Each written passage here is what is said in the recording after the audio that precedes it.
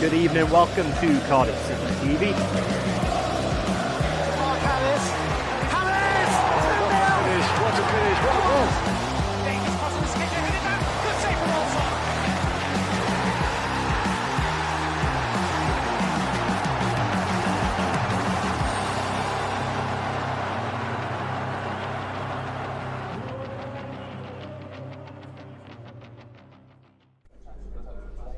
Good afternoon, welcome to Cardiff City TV and welcome to the press room here at Bramall Lane, home of Sheffield United. An early kick-off this afternoon for the Bluebirds against a Blades team going for automatic promotion.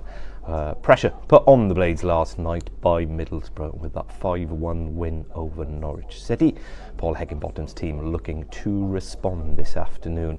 A win against Cardiff would move them 8 points clear with just 12 to play for, ahead of chasing Middlesbrough and also with a game in hand, so as good as there given their recent form. What Cardiff will be hoping for is they might just take their eyes off the prize a little bit this afternoon. They have that FA Cup semi-final at Wembley to look forward to a week from today against Manchester City. Cardiff will take any kind of advantage, of course, that we can heading into this afternoon. The Bluebirds looking to put the disappointment of Easter Monday behind them, that narrow 1-0 defeat at home to Sunderland, and Sabri Lamouchi has made 4 changes this afternoon to the starting 11 off the back of that. In comes captain Joe Ralls to start in the midfield. Also into the team, Jack Simpson, Andy Rinamotta and Keon Itete. So we think Cardiff are going to switch to a back 4.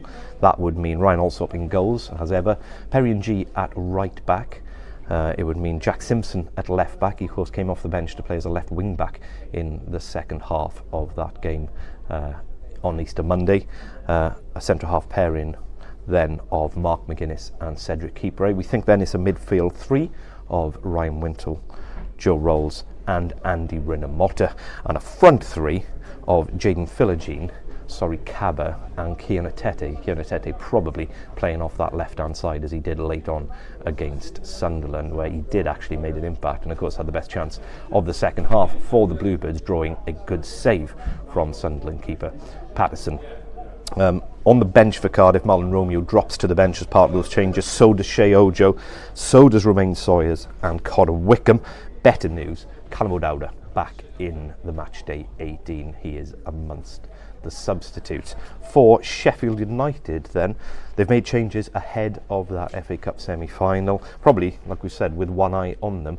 Manchester City pairing James McAtee and former Cardiff City loanee Tommy Doyle won't be involved at Wembley because they can't play against their parent club. They both start in the midfield area today as a result. So it's Adam Davis, backup Welsh goalkeeper, in goals because Wesley Fotheringham is suspended after being sent off last time out. Looks like a back 3 of George Baldock's moving inside to play as one of the centre halves on the right hand side. John Egan and Jack Robinson complete the defensive trio. Jaden Bogle and Max Lowe in the wing back positions, with Doyle, McAtee joined by Norwegian international Sander Berger in the middle of the park, and a front pairing of Iliman Ndiaye with his 13 goals so far this season, and former Swansea City and Scotland international striker Ollie McBurney through the middle as well, also with 13 goals for the season.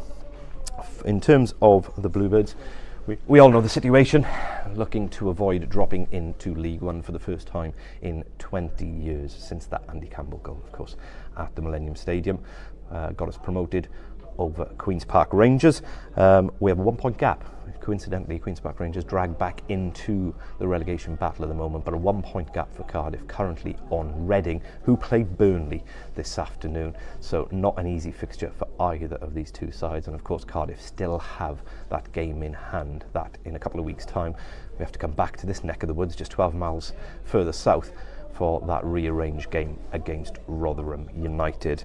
In terms of recent form at Bramall Lane, Cardiff, not too bad actually. We lost actually last season, but before that, 6 games undefeated on this ground, including, of course, that dramatic Anthony Pilkington equaliser, which edged us towards promotion not too many years ago.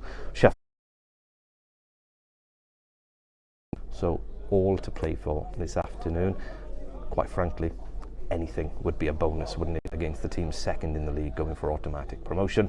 A point would be greatly appreciated, with a congested fixture list coming up for the Bluebirds. Of course, Watford on Wednesday night in midweek, Stoke City at home next Saturday before that crucial run-in. So a point would be greatly appreciated. Who knows what might happen in the next 90 minutes or so. First, though, we are going to hear from Cardiff City captain Joe Ralls, who caught up with my colleague a few moments ago.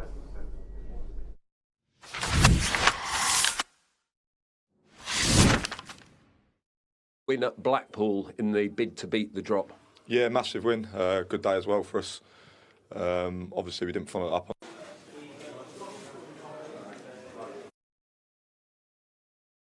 How big a boost was the win at Blackpool in the bid to drop? Yeah, massive win. Good day as well for us. Obviously, we didn't follow it up on the Monday against Sunderland, but hoping to obviously have a better performance today and show what we showed against Blackpool. Big test against a team that have got other things on their mind at the top end of the table, but is this a game that you can play without any pressure despite the situation you find yourselves in? Of course there's pressure, but obviously, you know, they're a top side. We know at times it's going to be difficult, but we believe that if we stick to our game plan and play to what we can play to, we've got a chance of getting a result, so that's our focus. What is the mood in the camp at this moment in time, with the games very much down now to single figures? Yeah, I think everyone knows the importance of the period we're coming into. We've got big games coming up, another one today obviously, and it's just about getting the points to get our job done this season and get ourselves out of trouble. And like I said, that's what we're focused on. We've got a big game today, tough game, but one we're looking forward to. Often these situations always come down to belief as much as what you do on the pitch. How much belief is there in that dressing room? Yeah, there is. Obviously at times we've sort of struggled to score goals this season. We're scoring goals at the minute. We've got to keep that going, obviously. It's important we get back to clean sheets, what we've been good at times this year. So we're trying to put it all together. But like I say, we've got big games coming up, important running, and we'll be looking to get our job done. Joe, have a good afternoon. Cheers. Thank you. Top man. Appreciate your time. Thanks, Thank you. Thank you. Oh my god, did you see my video of me sticking your neck into a call? Yeah,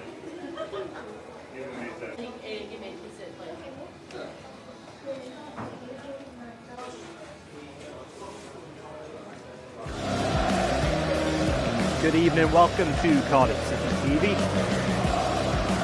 What a finish, what a goal!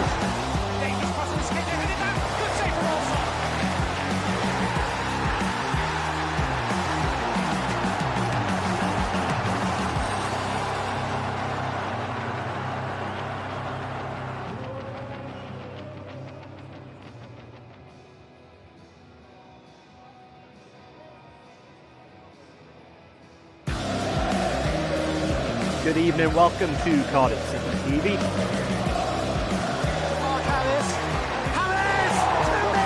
What a finish, what a goal!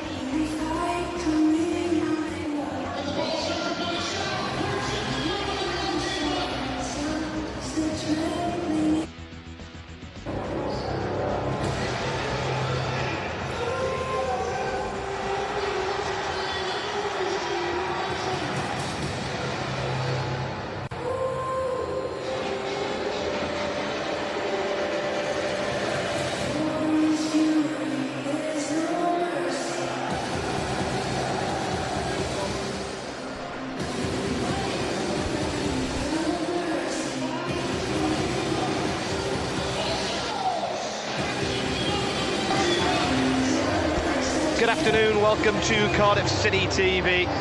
Welcome to Bramall Lane, home of Sheffield United, who could move within touching distance of the Premier League once again with a victory in this early afternoon kickoff this afternoon against the Bluebirds. The Bluebirds themselves looking for, quite frankly, anything positive from this fixture to give themselves hope and belief for survival. It's going to go down to the wire, isn't it? But with an unlikely win this afternoon, Cardiff could move and put pressure on the teams who are playing later to 4 points clear of the drop zone with that game in hand. Reading are playing Burnley in a 3 p.m. kickoff a little later this afternoon, so a chance for Sabri Lamouchi's men to put a bit of pressure on with a return here this afternoon as the two teams emerge from the tunnel here in this historic old stadium, led out by the captains of the afternoon. For Cardiff City, Joe Ralls, and for Sheffield United, John Egan.